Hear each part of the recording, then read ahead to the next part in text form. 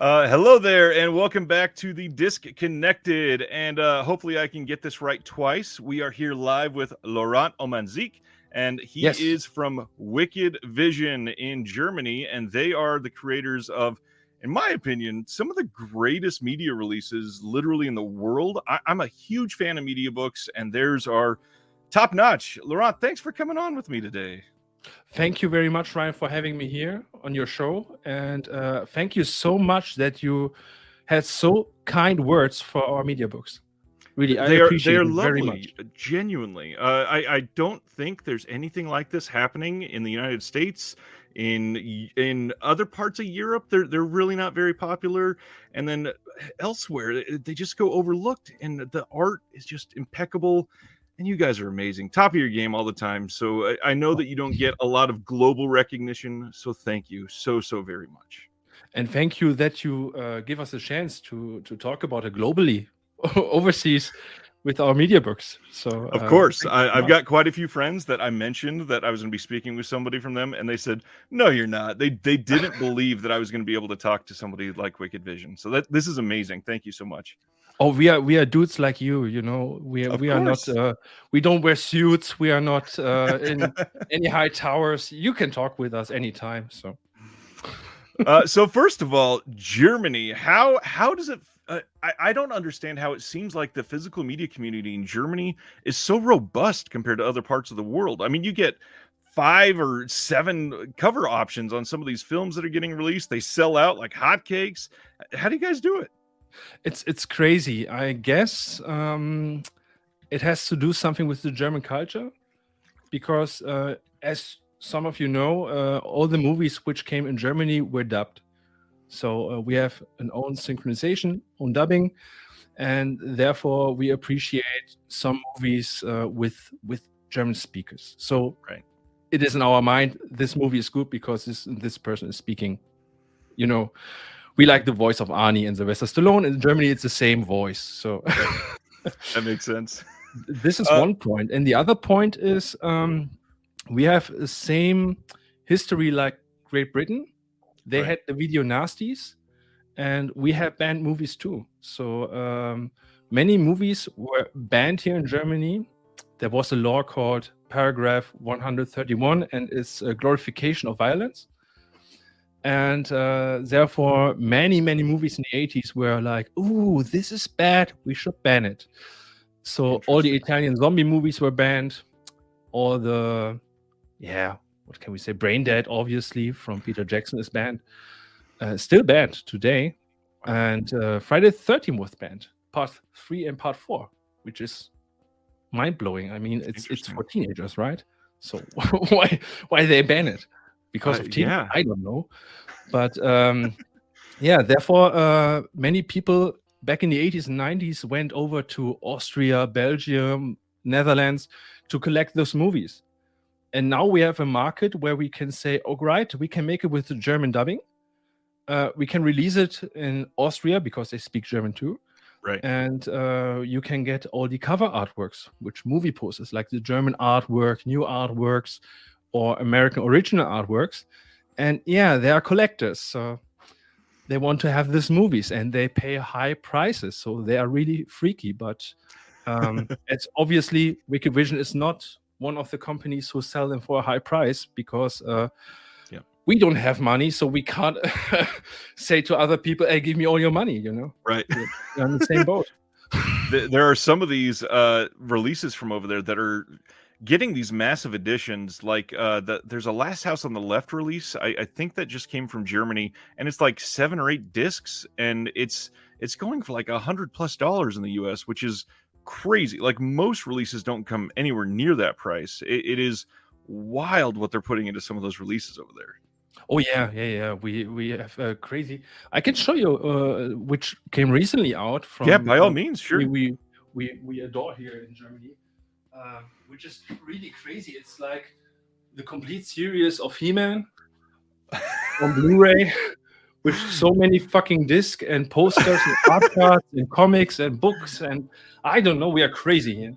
You have no idea how much that is going to piss some people off here. I have people literally every single day messaging me trying to find out how to get a copy of that because how do you say the company's name that put it out? Is it Plyon or Playon? Play on, play on. Before it was Koch, but Americans say Koch, and I think they don't like it. Oh, I didn't. Okay, Ah, I didn't know they no, were it's a joke. related. It's a joke that we make here in Germany. So Yeah, of course. I didn't know they were related to Coke. That's interesting. Okay. yeah, before they were Koch, and now they are Play on. So they changed the name. Their site is not allowing for shipments to the U.S. on that release, at least. So a lot of people here are trying to get a hold of it, and we have a couple retailers that deal with the distributors over there, and they don't seem to have an answer on if they're even going to be able to get it yet. So it's an interesting one because people are dying to see it. I posted that announcement, and people went crazy over it. Okay, I have to talk with some people. I think America should get this box right. So. Yeah, it looks legendary. It looks like one of the best releases in animation history, at least, ever. Yeah, even me, I'm a hardcore fan now. So 20 years later, again. Nice. It looks way bigger than I expected too. It looks like a giant cereal box almost.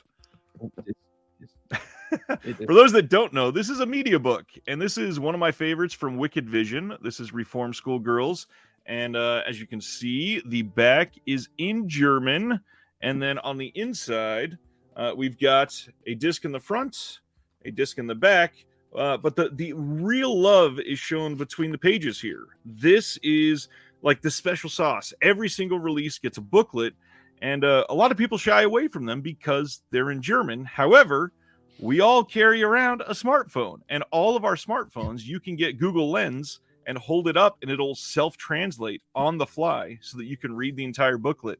And I don't know how many Wicked Vision media books I've read through that way. Oh, all right. I had the idea before because you showed Reform Schoolgirls, which I have, by the way, also here on the table. Which is how that happened.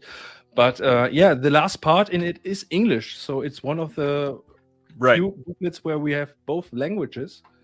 I guess we did it only because the people who were interviewed can read themselves. I don't know. Maybe that was the reason.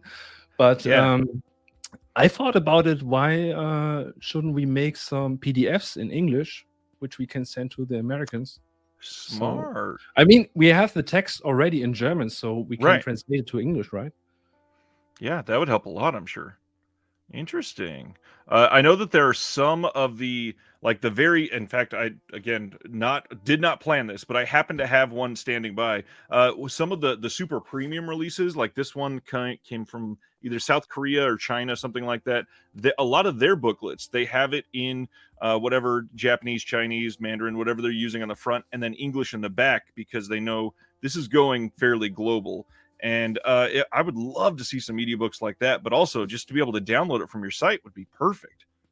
I have to think about it because it's maybe it's smart right now, and that you told me that you'll read it because we didn't thought that any American would read our German media books. So.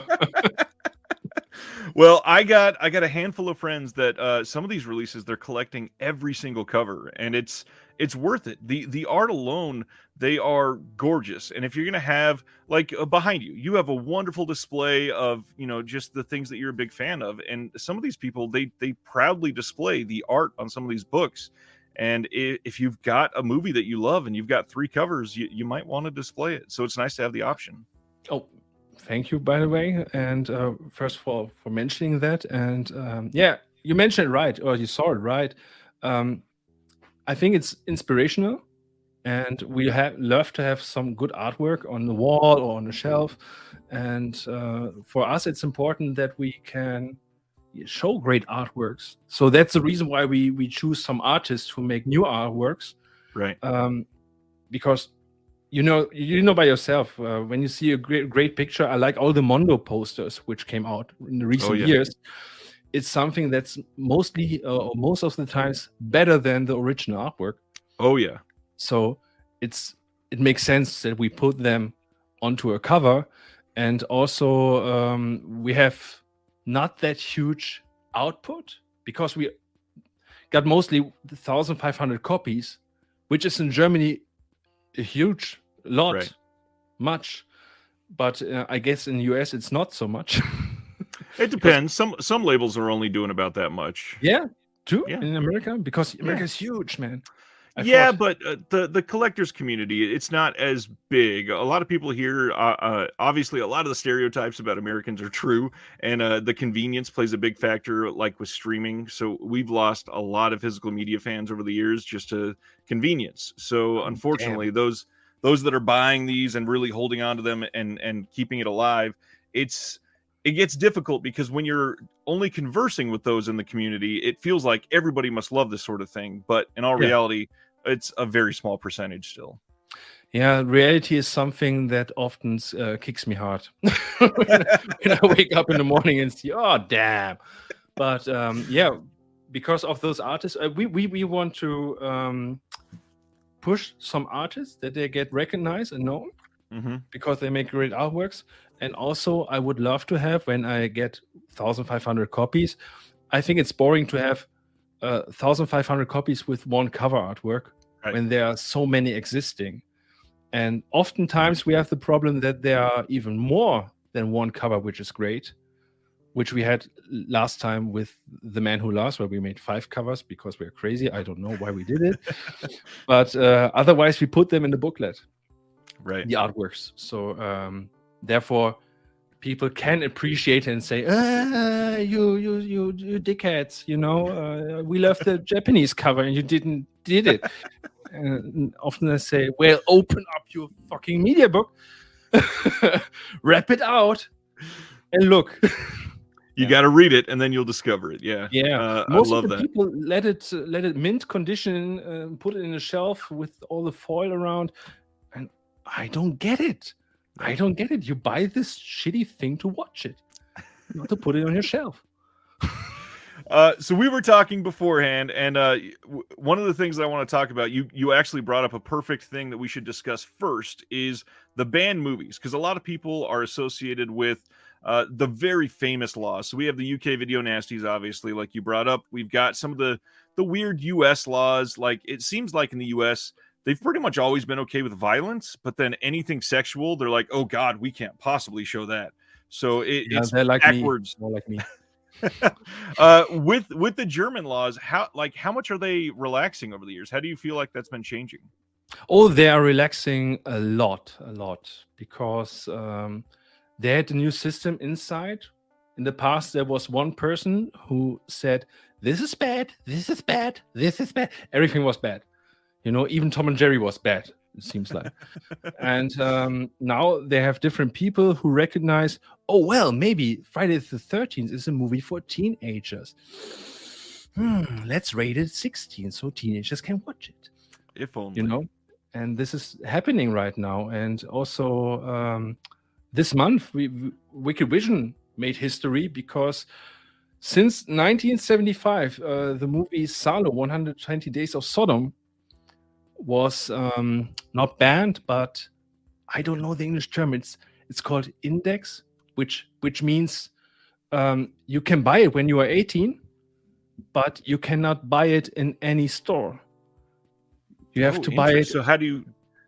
Yeah, you can buy it when you go online and buy it over Austria or over Netherlands. Or if you have a store, he can't show it on a shelf. You have to ask him, and then he get you in another room. So it gets treated like pornography. That you are 18 years old, and then he can, like you were buying porn or stuff. Right. Wow. That's crazy.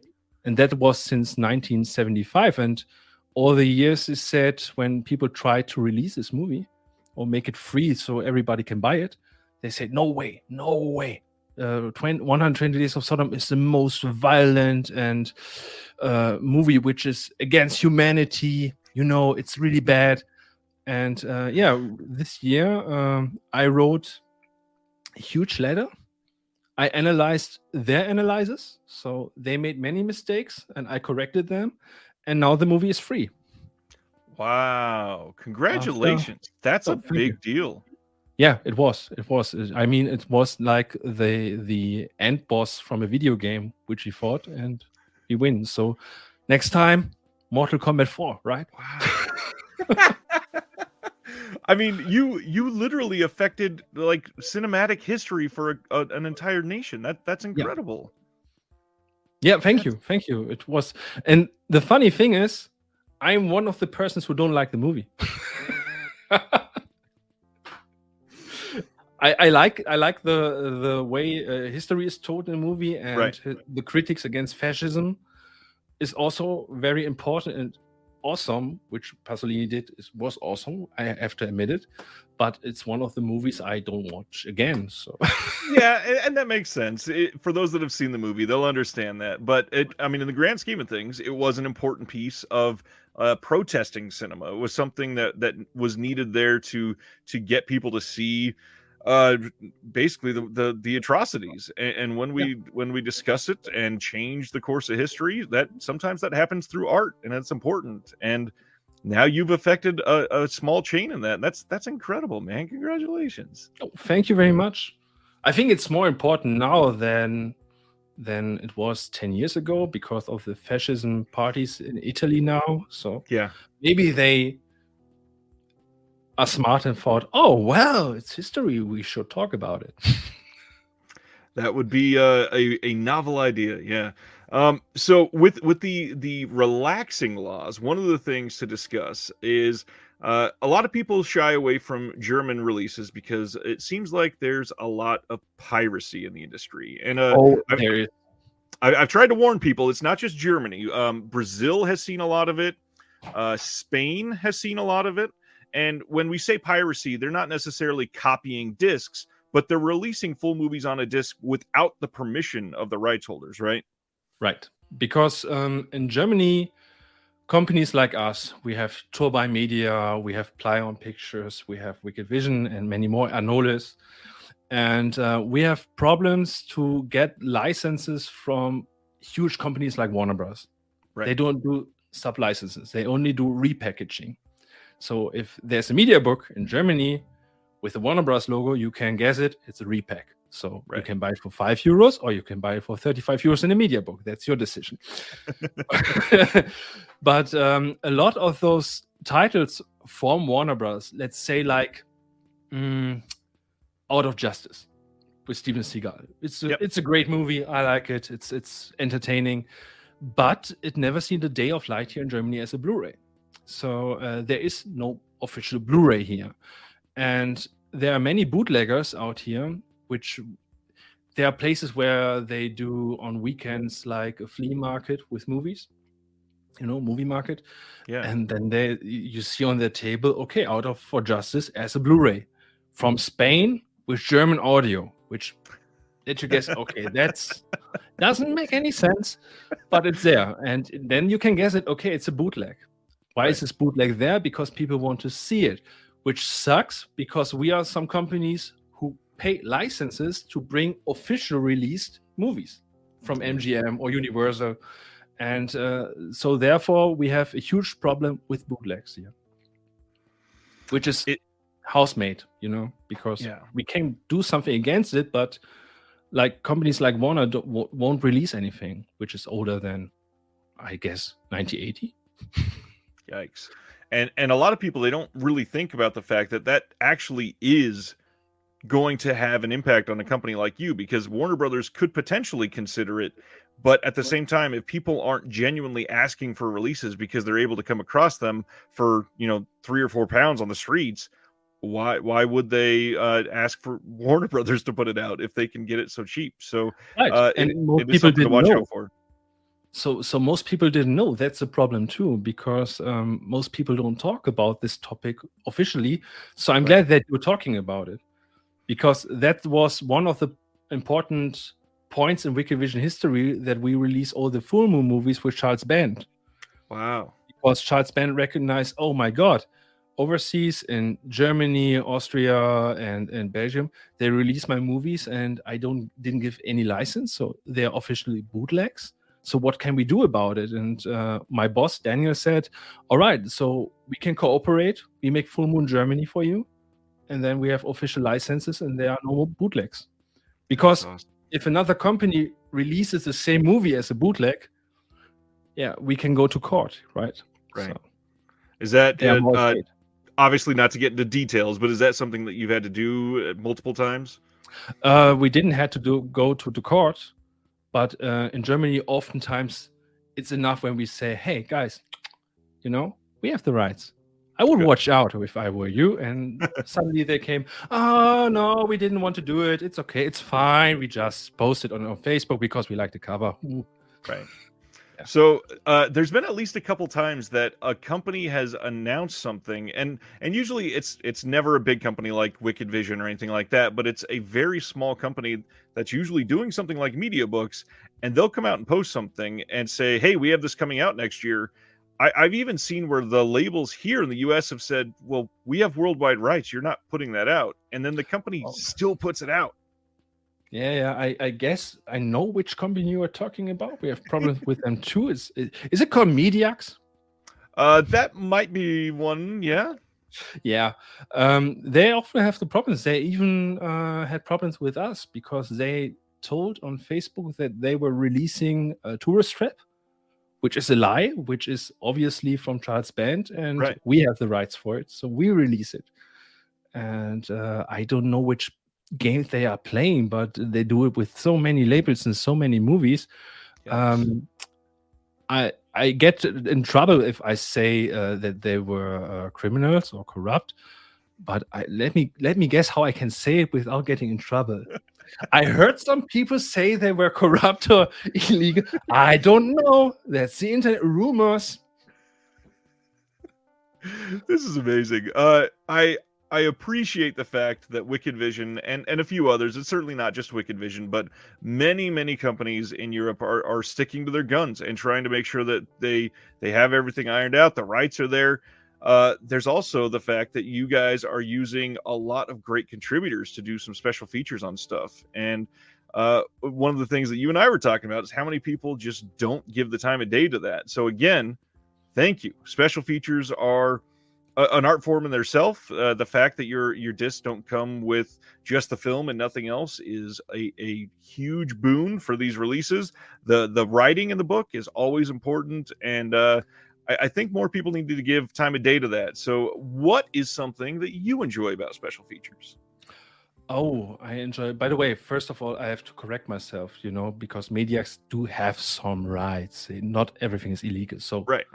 to correct this one. Now back to your question. What I enjoy on special features. Well, in the last 2 years that I'm working with Wicked Vision, I obviously edit all the interviews Right. which are on the disc.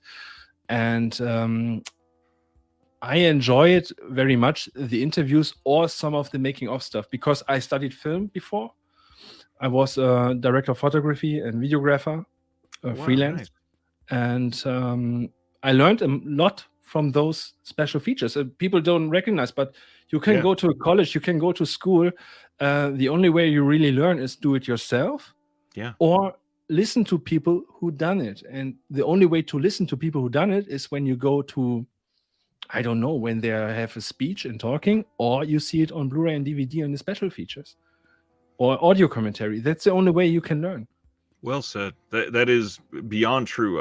Some of these releases that we've seen throughout the world, they are, people complain that they're $30, but some of the information that's given in these special features, it's legitimately like film school. And the fact that some people are paying thousands of dollars a year to hear the same sort of information, it is crazy that it is basically archiving the entire art form on these discs. So I think that was a very good point there. Yeah, it's a funny story here. I watched an old Italian movie, and there's a scene which my boss Daniel always says it's one of the funniest stories. A person is going down in the cellar, and he's going from red light to blue light. I don't know which movie it was, maybe Bava or something. And there's an audio commentary from a film study professor who tells, yeah, he's going down the steps and now he's entering the dark zone and now everything is getting misty and mysterious. And then you hear the audio commentary from the camera guy who told, damn, this fucking light. We had red lights, the bulb explode, so we had to use the blue light. And everyone who's making movies by himself or even had the passion for making movies or fun stuff always struggles with, how can I do it without so many money? And Right. what if I do a mistake? And believe me, all the movies you see, they are full of mistakes and always had some troubles with money and that stuff. But they found a solution, and always you get the solutions from those audio commentaries. Exactly. And the crazy thing, talking on that, I just showed it earlier. We all have this tool. We can all make legitimately like higher quality films than they could even 20 years ago with Oh, some of yeah. those cameras. So it's amazing what people can accomplish nowadays. Of course, but you have to want it. It's completely willpower. That's true. Very, very true. So Laurent, your background, how did you get into film? Like why are you doing this? Oh, that's a good question. My parents asked me the question too since 34 years now. How did I get to film? Yeah, well, I can blame my mother for films because she went with me every Sunday into the cinema. Oh, and I watched all the stuff from Turtles to He-Man to Batman, obviously. Of course. And I had therefore a passion for movies also. And when I was 14, I got my first camera, handheld camera, which was a shitty camera, but I did movies with friends, which were okay. They're not Evil Dead, but they were okay. And out of this grows a passion. So I started for a local TV station, made music videos, commercials and stuff. And then I thought, well, maybe what can I do with my life? Well, I study. And you know the rules of studying, when you go to college or university, always 6 semesters. For me, it was 6 Sylvesters. I didn't understand correctly what they told me before. But then I come into these movies, and I worked beforehand by Turbine Media. I was working there 1 year. Then I left Turbine Media because I thought, maybe I'm not good in this. I not have a specialty in product management for movies.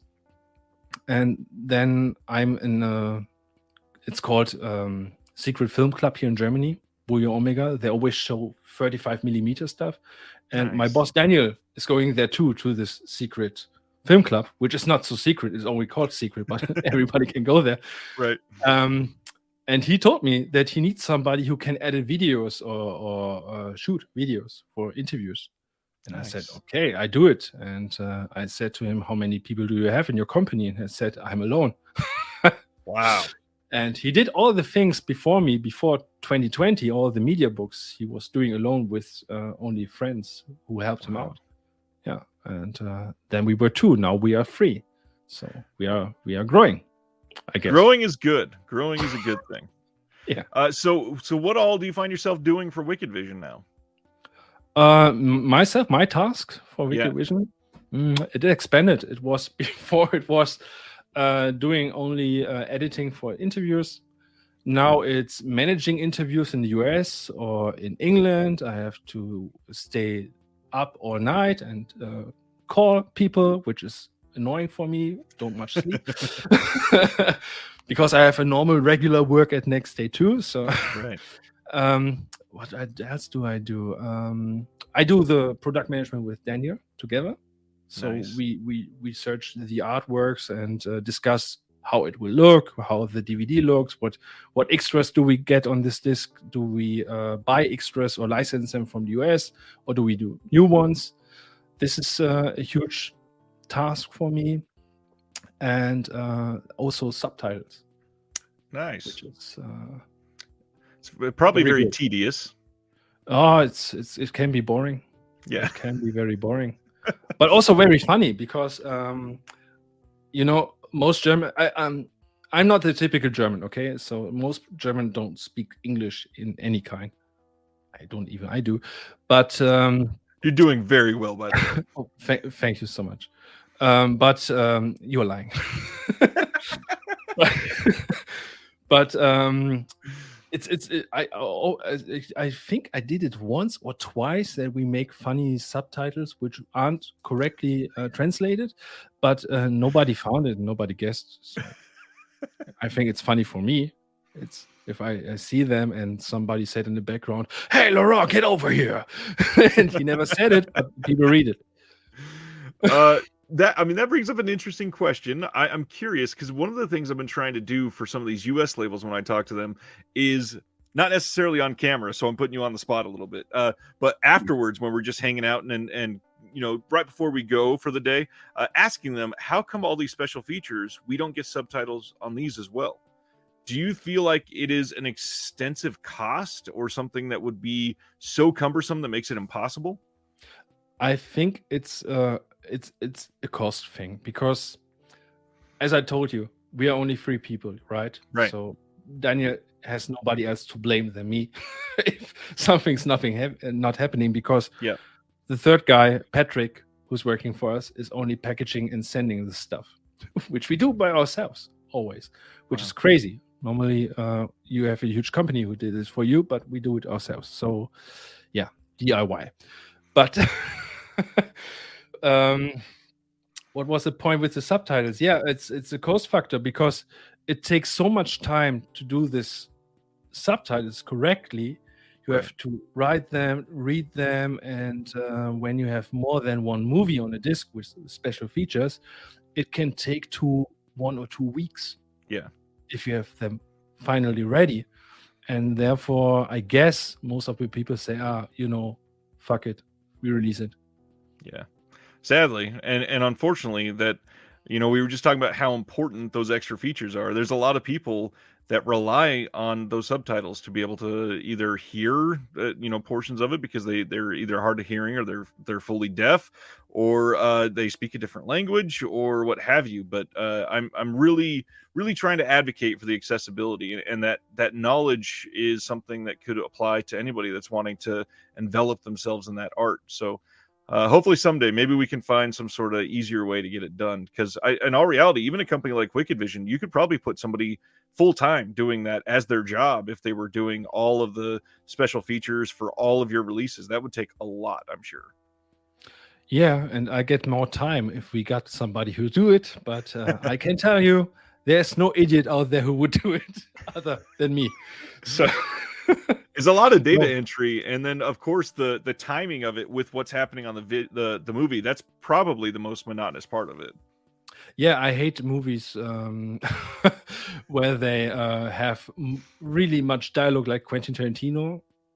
I always hate those movies, so I stick around with the action movies. I like them because you don't need to write boom, bang, boom. It's okay. You can see it. The subtitle could just say like pounding noise or something. Yeah, hitting him hard. That's great.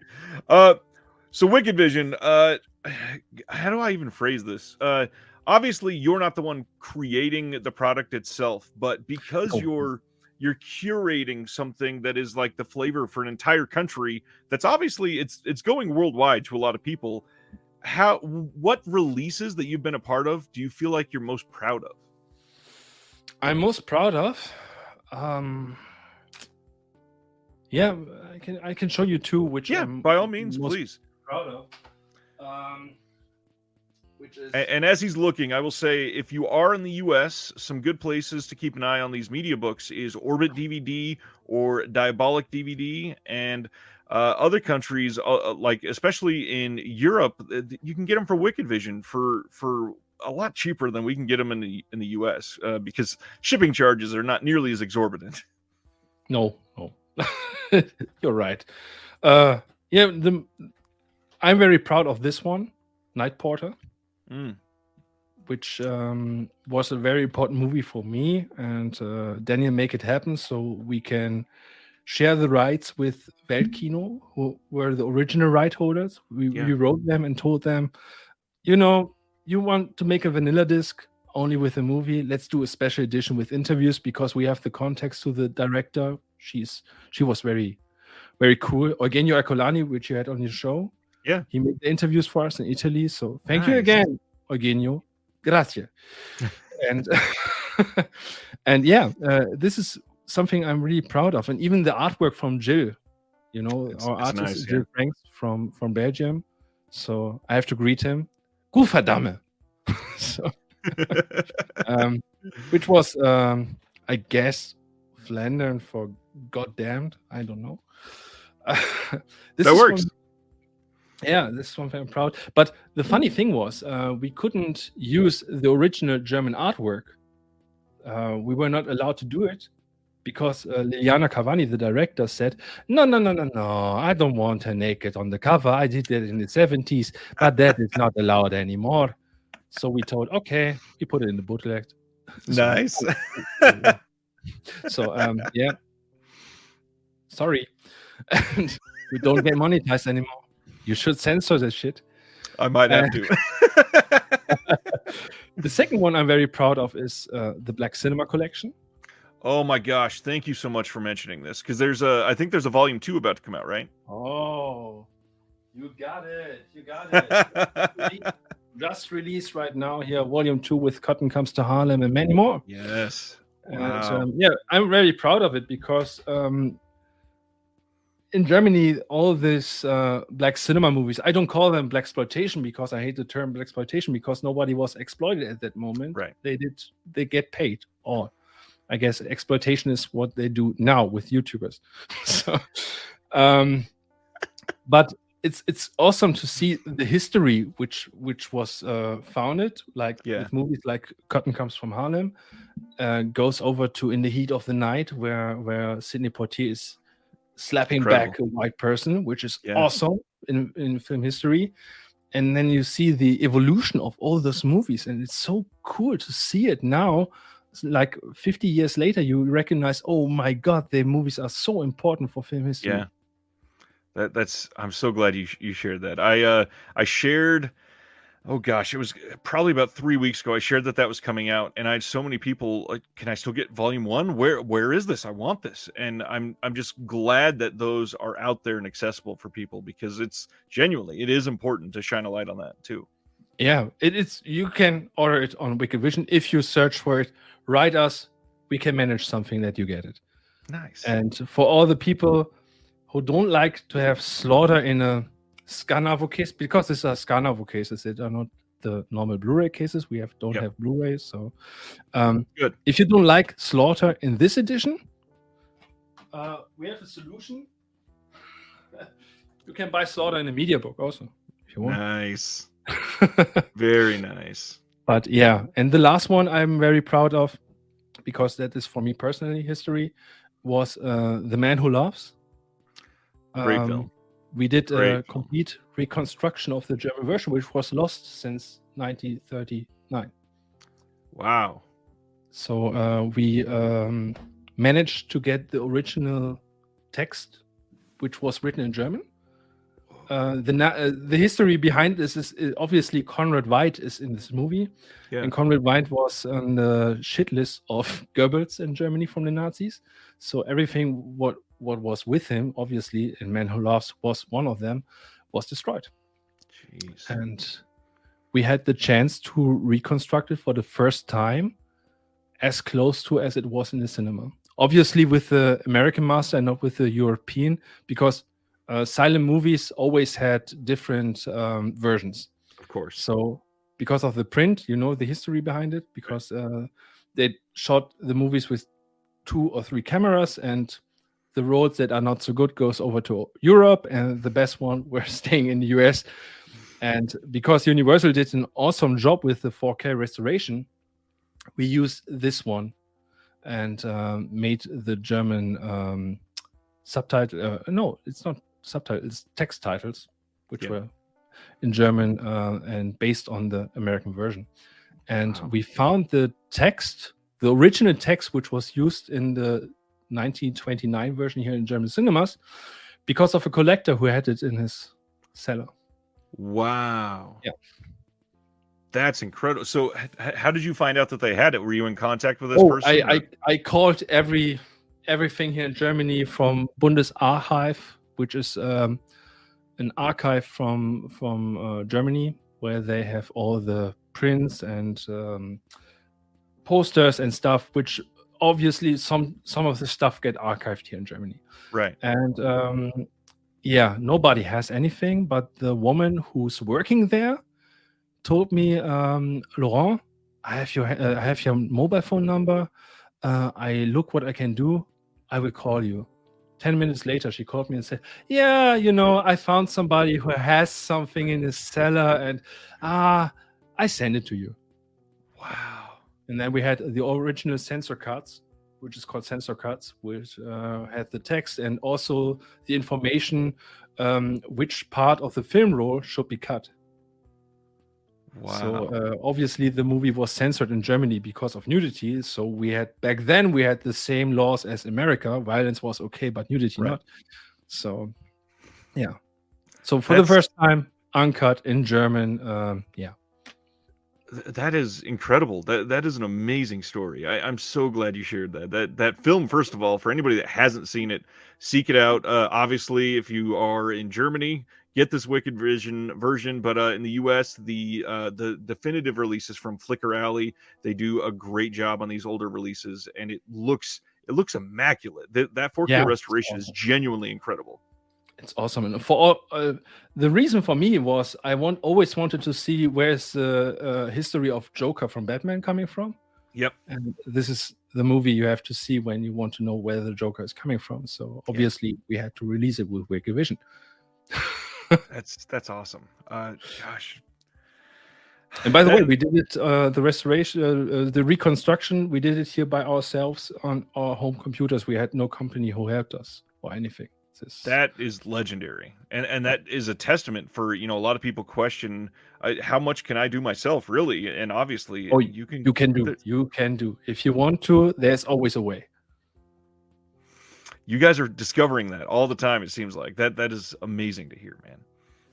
Yeah, like we got also great fans and good help because we got help from somebody in the US who has also a YouTube channel. I apologize, I don't know the name because Daniel did the product management for Stick, but he had the lost tape from the director's cut of Stick, which was only aired once in BBC in the 80s. Oh, geez. And was also lost media, and this guy had the tape, and we released it. We wrote him, and he said to us, "Oh, of course, I send it to you." So I think Stick from us. I have to look. Something completely damned wrong. It's it has Gator McCluskey is the guy, and he provided us the director's cut for Stick. So this is the only version where you have both versions on a Blu-ray. Jeez, that's fantastic. And that's the crazy thing about physical media is, a lot of people, obviously we're all collectors that are watching this most likely, but the fact that we're holding on to this stuff, eventually some of this could be lost media, and there are literally probably thousands of people in the world that have something that is incredibly rare and they just plain don't know. A lot of the restorations that we're seeing, they are found in somebody's closet or their cellar, or it's the last version of something, because especially in you just brought up BBC. They are known. They were like one of the worst offenders for just filming over what they used to have and erasing it forever. Yeah. So even German companies, like we have Radio Television Luxembourg, RTL, and oh man, they don't archive anything. You ask them, do you have this dubbing from the television you aired in the 1990s? And they say, hey, come on, dude, we don't have anything from 1990. What are you thinking? It's so sad. I mean, there's so much that we won't even know what we've lost eventually. It's crazy. Yeah, and lost media is a really hot topic, which is something that we always want to fight against it. We want to archive everything that was out there. So this is something that we want to achieve with our releases, to find everything that's out there, and we appreciate every help that we can get from fans. Without fans, we don't have the chance to make such great, Right. obviously, releases. It's a good point, and a lot of the companies that are doing these wonderful releases throughout the world, one of their main missions is archival, and the way that we are saving these things is super important for future generations. Their stuff, I mean, even just the story behind The Man Who Laughs, it Yeah. is more timely than ever to discuss why it was lost, to discuss why the original was gone, and nowadays. I mean that can be something that shines a light on the totality of censorship. It is an act of protest art just to put that film out uncut because it shouldn't have ever existed because somebody tried to rid the planet of it. And you see, this shit isn't made up. It's a topic which is to this day happening. If you look to Star Wars, or if you look at all the Disney stuff which they Yeah. do on Disney Plus, and the original they had on VHS or Yep. DVD, and they are starting all those changes. And I guess if you don't work against it, you wouldn't have the chance in 10 or 5 years to see them ever again in an original version as they were mentioned to be seen, you know. Exactly. There's you bring up a good point. There's a lot of these, especially it's happened with TV a lot in the U.S. As some of the shows they've had something where a creator changes their mind. Oh, maybe that was offensive, and now I want it gone. And just like that, it's gone from streaming. But if they'd previously released it on home video, people across the country they still have that version in the way that it was aired. So yeah, it's important to support that sort of thing. And if you want the uncensored version, you can't rely on streaming necessarily at all. Yeah, because in streaming you don't have the chance to you have to get what they get. You have to take it or leave it. That's the system from video on demand systems like streaming. But in those cases with the releases, I think it's always good and great to see, like, for example, the Zack Snyder Justice League or the Joss Whedon's Justice League. Right. It's so cool to have both releases on Blu-ray so you can check them out. Which one It's true. is cooler, or which was mentioned, which is both the same stuff. I think it's awesome to have this chance. And if they only would do it on streaming, all right, okay, you can see it for 10 years. Then HBO Max says, okay, we're going down. We don't have enough users who are watching us. And the movie is gone. Warner Brothers is the perfect one to talk about right now because they are just pulling stuff left and right, and it's dangerous. I mean, there's certain things that if we lose it, it can affect a lot of political references. It can affect societal references, but beyond that, the hard thing that they never really acknowledge is that for some of these releases, they are the life's work of some of these people. So somebody literally, we were just talking about Combat Shock when Buddy Giovinazzo put that out originally. He wasn't able to do like big budget films or anything like that. We were discussing this beforehand, how he filmed in his backyard, and when you lead up to that, that is taking the snapshot of somebody's life that he put all of his saved money into, and if somehow that was just immediately pulled from the planet, you're invalidating his existence up to that point. It's crazy. Yeah, that's crazy completely. I think also, I don't know. I guess it's also very important. By the way, Warner, if you're watching this, call me.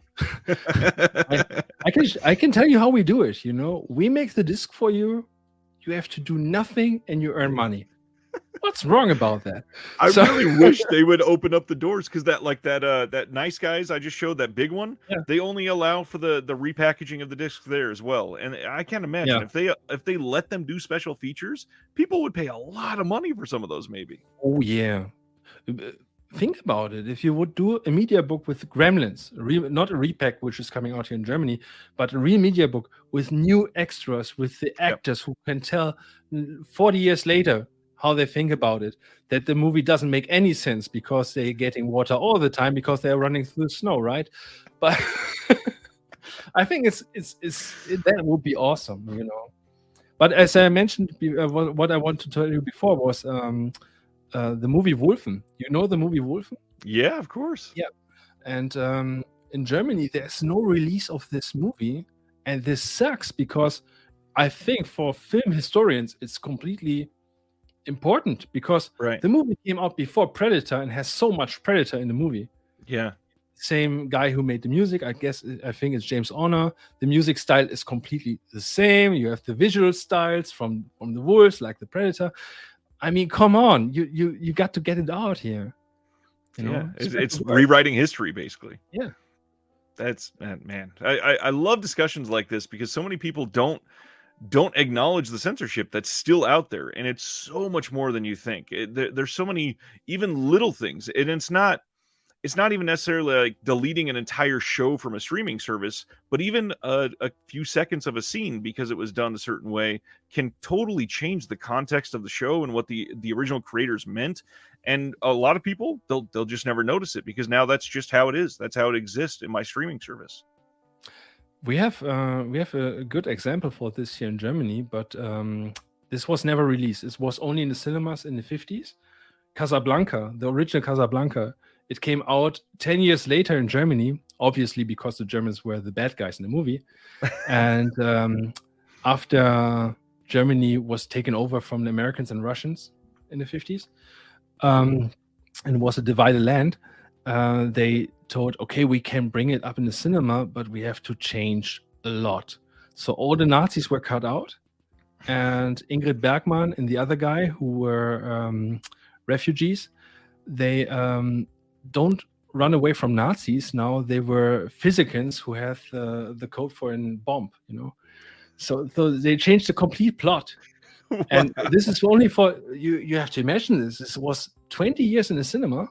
Right. And in the 70s, a German television company called ZDF, I guess, they told, well, let's bring the original out with a new dubbing, a new version, how the film was meant to be. And so this is a curiosum which is floating around here in Germany because some cinemas show the original cinema copy with the old version with the physicians. So this is a rarity, I guess, which should be also on a Blu-ray for film historians, because it is, as I mentioned, this is history. This was done of purpose because of the Third Reich, Crazy. Yeah, that would be great to see on a release here in the US, but I'm sure that'll never happen. Will never happen because Warner. It always ends to Warner. So you talked about going to the cinema a lot with your mom every Sunday. I'm curious, what are some of your earliest movie memories? Like, what are the ones that were really solid for you in your childhood? Jungle Book, because it was the first movie I slept. Seriously, I never seen Jungle Book. I was in the cinema, but after 5 minutes, I guess I was too tired. It was late. It was late. I was working. I was 3 years old. You know how hard life is. Oh yeah. But the greatest memories I have is Ninja Turtle 3, because for me as a kid, and now you see my eyes are going up. They were the real thing, It was not animatic. Right. It was the real turtles. You can touch them, and they were real. So this was amazing for me. Obviously, Super Mario Brothers, the movie. I know it sounds weird, right? But guys, I have a Mortal Kombat poster in the back, so don't ask anything. No, it's perfect. It's honestly, it's a really fun movie, even now. Yeah.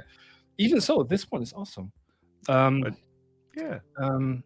Yeah, I guess these are all the movies I grew up with, because I have a 5-year-old older brother, and when he wanted to go to the cinema, and my father wasn't at home at that time because he was working, I don't know the English term for that, but he was a lot traveling around the world, and he wasn't often there. So my mother had to go to the cinema with my brother, and I had to go with them. So I saw stuff which wasn't for my age, but it's okay because I was there, and now you're an expert in it. Now I'm an expert, or you can say a freak, or a mentally disordered person who watch too much stuff. But that grew my passion for movies, and also I'm a huge comic and video game fan, and all combined brought me always back to movies, because some of the comics were inspired by movies. Yeah. Obviously, as I mentioned before, Man Who Laughs and Joker, and also video games are inspired by movies. Let's take Mortal Kombat. It's Bloodsport. Yeah. That's a good point. So I guess these are all the memories I have. And now with Wicked Vision, I have the glad opportunity because I was working at the video rental stores when they were dying. So I had the fortune to work there for 1 year before they were closing. Nice. And so I'm completely into this VHS and DVD era. And with Wicked Vision, I can now relive, do a second life with those movies, That's which great. I appreciated as a kid and I rented often. Now we can release them like Highway to Hell, which was a movie I loved. It's a fun movie. Yeah. It's a very fun movie. It has a fun cast. I mean, the cast in the movie is awesome. Ben Stiller is in it. Who had no? You brought up the Secret Movie Club, and I'm obviously not a part of it, but I gotta ask, like, what are some of the best films that you got to see on 35 millimeter there? Oh, the rule of the secret. This is the Secret Movie Club by Omega. Nice. But now here, this logo, I guess, is it says everything. But one of the rules of the club is you can't mention the movies that you saw. But I can break the rules in some kind of way and tell you which movie it is, and you can guess which movie it is. Sure. So, wow, which was one of the best movies I saw? Well, there's a guy.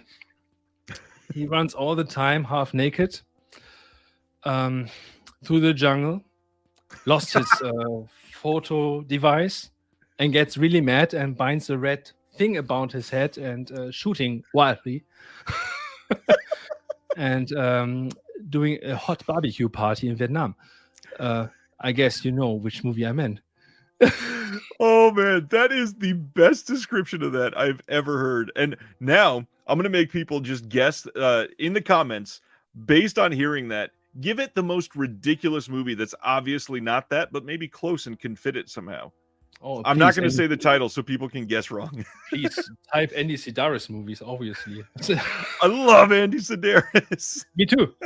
He's so fun. Hard Ticket to Hawaii. Man. I mean, it's so realistic. I don't want to play frisbee in the park. Nope. We I have a Patreon for this channel, and I've got a friend that he lives in St. Louis. I live in Kansas City, Missouri, so he lives about 3 hours away, and he's actually driven over, and we got to hang out a couple times. He was on the Patreon. We were discussing on our Discord one day, and somebody mentioned Andy Sidaris and how Hard Ticket to Hawaii is legendary, and it's legitimately like a masterpiece. And he had never heard of Hard Ticket to Hawaii or Andy Sidaris at all. And so he said, you know what, because of what you're saying, I'm going to buy it. And he was commenting along as he was watching it. And it was the best experience to see somebody like, what am I watching? Oh my God, this is amazing. I forgot there was a snake. That was incredible. It was such a great reaction to a movie. Yeah, the Andy Sidaris movies are something, I guess, when you see them, it's an experience. It's like a roller coaster ride, you know? If you see Seven, awesome. William Smith in his best role ever. Believe me, it's better than playing Conan's father. You know, this is shit. You have to watch Andy Sidaris movies more, of course, obviously. When I was studying, I had the chance to do some radio stuff, and I chose with a good friend of mine to make a radio show called Thrash Frequency. Some stuff is obviously on YouTube with interviews with all the conventions we did with stars for this radio show. But our goal was to show the world the shittiest VHS movies out there, which are only on VHS. And Andy Sidaris, he was one of them a long time. Now you can get the Blu-rays, but a long time it was VHS only. That's true. And surprisingly, the Blu-rays look incredible. Like, they did a really good job with them. Andy Sidaris does a really nice introduction on most of them. And they treated them with a lot of respect. And I'm really happy they did that. Oh, yeah, me too. I was happy I did with Tour by Media. This was my only product I made there because I was only 1 year there. But I had the chance to make the Kill Squad media book. Nice. Which is a really shitty movie and has a really shitty dubbing in German, which makes it so funny because in German they say stuff they didn't say in the English version, obviously because it was a shitty movie. But we had the chance to make a huge release with all the extras making off of those shitty movies, which you wouldn't get on streaming or elsewhere. But Right. I guess this is something, as you mentioned, the NDC Darius Blu-ray is looking really good. It's funny that these directors have the 35 millimeters at their home in their garage, like they Yep. were waiting for us to say, "Oh, come on, please bring it out." And I think the same happened with Andy Sidaris. Maybe he had all this, he had a pile of shame in his garage, and when a label like us came, he said, "Oh yeah, do it." Why not? That's amazing. Last thing before we went live, we were talking, and you said you may have some questions for me. So I think it might be fun for the viewers. Anything that you want, shoot. Anything that might be different as far as the territories go. Anything for the films. Anything about me. Anything about the channel. Shoot. I'm an open Shoot is book. an English term for asking, right? Not that I Yes, get my sir. rifle here. No, So, okay. you're not in the U.S., so it's probably a lot less accessible. Yeah, you're right. We don't have weapons here in Germany. Oh, man, we're boring. But but yeah, I'm obvious. I'm very curious. How did it come that you recognize media books from Germany and even a label like Wicked Vision? This is something for us very. Yeah, I'm curious. The important thing for me is community. I've got a lot of friends that are collectors that I only know online. I've met a handful of these friends in person over the last year, primarily, which has been great. But there's still like 50 more that I would love to meet in person that I've known through Facebook groups or seeing, people posting boutique Blu-rays from Germany on Reddit. They will post in that subreddit or. The name Wicked Vision isn't uncommon. It's something that you hear because they also released the film. And when you see that Germany has a release of it and, oh, look, it's region free, maybe I can get it. It's something that people start to seek out. So I did start to find out, can I go to Germany eBay and find somebody who's selling it for cheap, or German Amazon? And maybe they have something in stock that I can get for not a terrible amount shipped, still more than I'd love to pay, but not terrible. And then eventually it just started like catching on. People around were sharing pictures. Oh my God, what is that art piece? I've never seen that.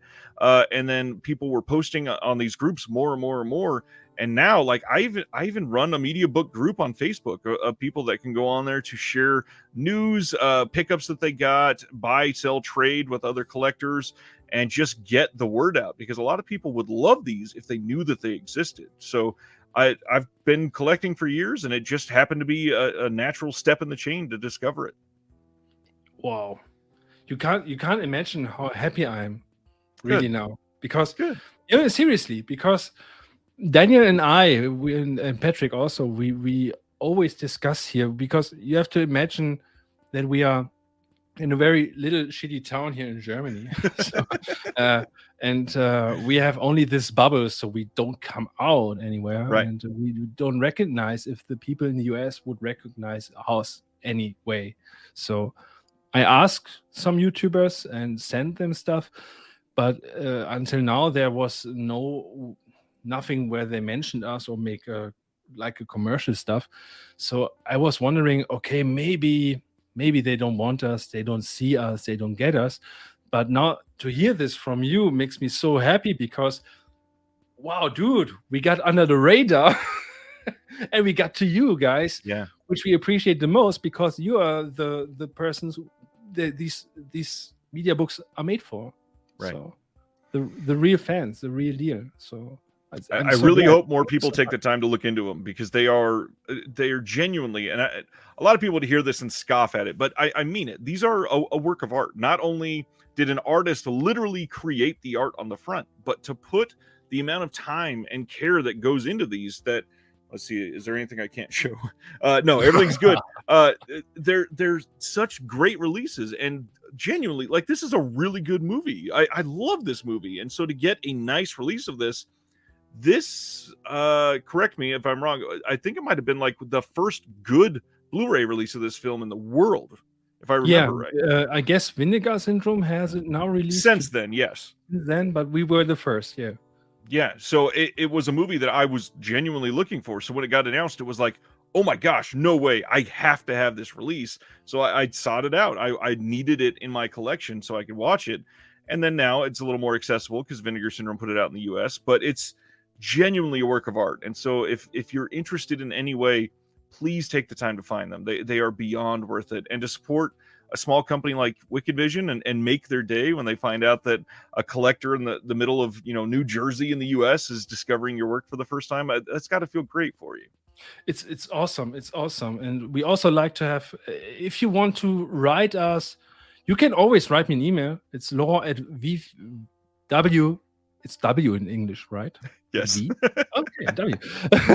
WV, then a line. I don't know the term of the line. Dash. Wow, Yes. in German it's Strich. It's Strich Dash. Dash is cooler. So Laurent at wv media.com or .de, and I get the mail, and you can write me. And I'm always fine to write with you people, guys, and to notice that you appreciate those, and also for if you have ideas or something we can make better or changes, always good to get critics. It's always. I just thought of one more question. I've asked somebody in the U.S. if they would put these out, and one of the things they said is they think that they're susceptible to damage. Do you guys hear that, like, the corners and stuff are getting beat up very often when you're sending them out? We had problems with when we get them from the company who made them. Sometimes they are, there's a scratch over here or something. Right. But this is most of them we can put aside and don't sell them, or sell them as beware, Right. like B stuff. So they are cheaper. If the people only want to look the movie, they can get it for 10 euros, example. Right. But we always make sure when we send these packages that you get a huge package which is so safe you can't get any damage. Because the reason why we do it is we would get fucking angry if I get a package where my movie is damaged. Yep. Because on the way from post service, So I don't want that, and I don't want that you have that. So we make sure that this package is safe, and you can get a lot of stuff when you buy by us. So I don't know if you know that, but if you buy in our store, you get stickers from Canon Video, which is obviously a hint to, we worked in the video store. Or if you need something for your beer, to put your beer on, you get some Simba stuff with Canon. And also, which we appreciate much more nowadays, is that we have the artworks. We have cards, and they are always. Do I have some? No, I think. Oh, yeah, I have some. They are signed by the artist himself. Oh wow, that's really neat. So you get your number and your name mentioned by the artist. Wow. And then you have a personalized autograph. That's really cool. Yeah. And that's you can tell through all of that Wicked Vision is for collectors, but by collectors, like with that collecting in mind, and somebody that's going to treat it with genuine respect. I love that. Yeah, of course. And I can tell you, if you buy stuff from us, we are no company who's taking the money and say, now I got the money, That doesn't happen. It's always the same thing. We get the money, and 5 seconds later is, oh, great, let's buy this license and let's go over there. So we are not rich. We make something wrong, I guess, but that's the case. I think we are nerds and still die as nerds. Nothing wrong with that, and that's kind of a popular thing nowadays. I think it's popular but it's funny. I think it's popular because of series like Big Bang Theory. Like the guys from Big Bang Theory, they are all recognized as, oh wow, they are so cool. They are such nerds. Let me tell you something. When I was 15 and I wore a Punisher t-shirt at school, I was beaten up. I wasn't good. Thankfully, most people in the U.S. still make fun of the Big Bang Theory because it wasn't that great. Yeah, it isn't great, right? It's a fake.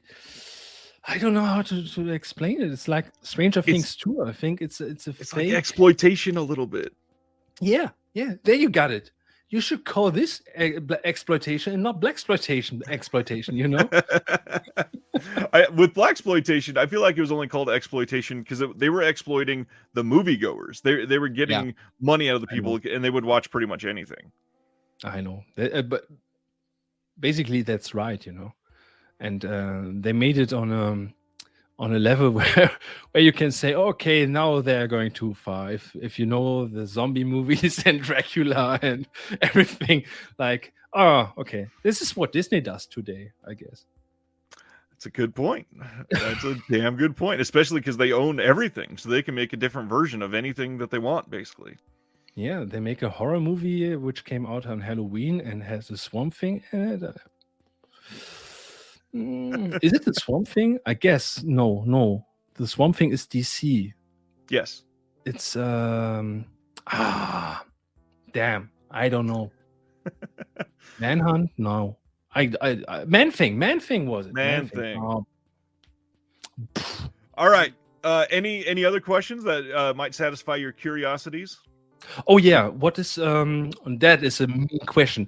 You know, when somebody asked me this question, I hated it. But I can tell you my most favorite movie is Casablanca. Don't ask. It is so. I have no reason. But what is your most favorite movie, that all-time favorite movie, which you can watch again and again and again and again? I hate this question too because You see, it's a question somebody hate. I have to ask them. it can change by the day.